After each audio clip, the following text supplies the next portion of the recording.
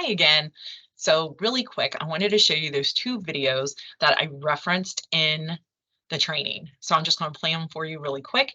So they're all here, easy to see.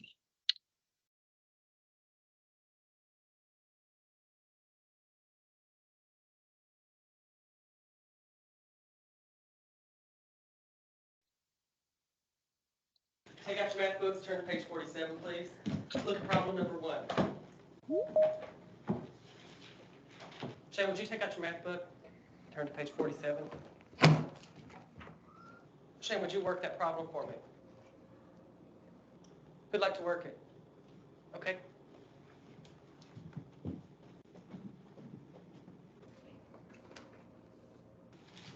Okay, nice work. Problem 2. Shane. I don't even know what page we're on. We're on page 47. Why don't you have a seat in the back of the room with your math book?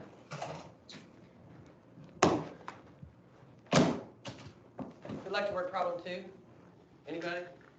Okay.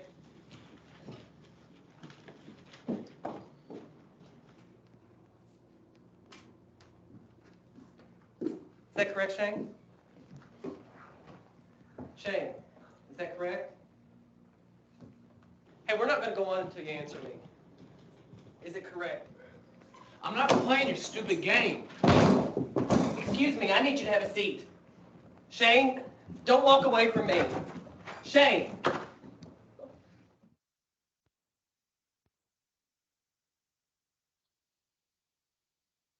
So as you see here, Shane escalated throughout and really kind of followed that subtle escalating, imminent, and then physical violence type of swing. All right. And so the next one is the calming and de-escalation strategies video that I'd like for you to take a moment to watch. Hi there. This brief video is going to describe simple calming and de-escalation strategies. When people are escalated, it often comes from a sense of threat or fear. Even if the threat is not real at the time, their past experiences with people and the world may have wired their brains to expect harm or danger. When we as humans perceive threat or are otherwise incredibly stressed or angry or scared, we activate our survival brain. This more primitive part of our brain has only one job: to keep us safe. It doesn't care about reason or logic. In fact, the thinking parts of our brain turn off and we act mostly on instincts. These instincts include reading nonverbal cues from our environment. Those nonverbal cues are actually more important than verbal cues or what people say to us. So when people are escalated, at their core, they want control. We give them control over their own safety and decisions. Do not block people, corner them, or block entrances or possible escape routes. As soon as you do, they want to fight or flee even more. Give 2 arms length distance. Keep our body posture open so it does not appear that you are hiding anything. Keep your body posture as relaxed as you can, even if it's hard. A looming, towering figure only sends the message that you want to dominate. So if it feels okay to do so, ask them what would make them feel safe or feel better. Put the control back on their turf. Ask what would help. Ask what could happen next. One of the most famous practices and sayings for de-escalation is low and slow, from Teresa Bolick. Low and slow refers to both your body movements and your voice or speech. Just like it sounds, we want to keep the tone of our voice low and the speed of our voice slow. When you lower your tone and speed, it makes it more possible for the other person to process what you are saying and not feel threatened, as opposed to a higher pitched tone and quick speech, which frankly increases stress. Then we also try to lower and slow down our body movements and posture.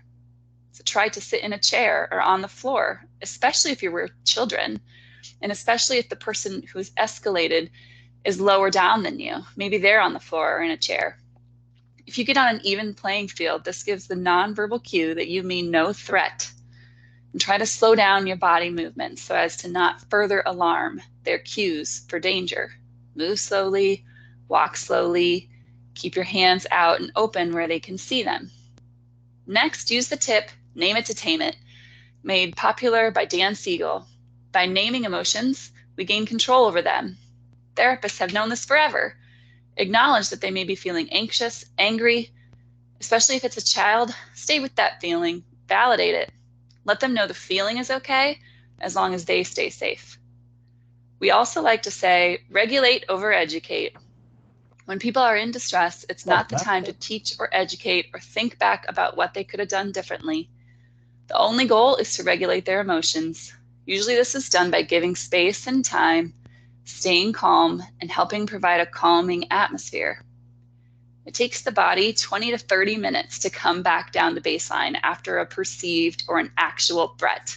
Just think of your own situations when something really scared you or startled you. Even if you look like you're getting back to normal, your body is still pumping all those stress hormones for a while. So wait it out. Just help people regulate. If the person was aggressive or destructive, especially if it's a child, there does, of course, need to be a consequence. But wait on talking about the consequence. Finally, two of the most important things you can do all along the way, and that's before people get too distressed, or even while they're distressed, is to validate their feelings and be empathic. I see you are struggling. I see this is hard. If it's okay, I'll stay here with you until you feel better. At Wawa, there's a club for everyone. So thanks for watching these videos. I hope that last one really gives you some great insight and tools to help with that situation. Have a great and wonderful day.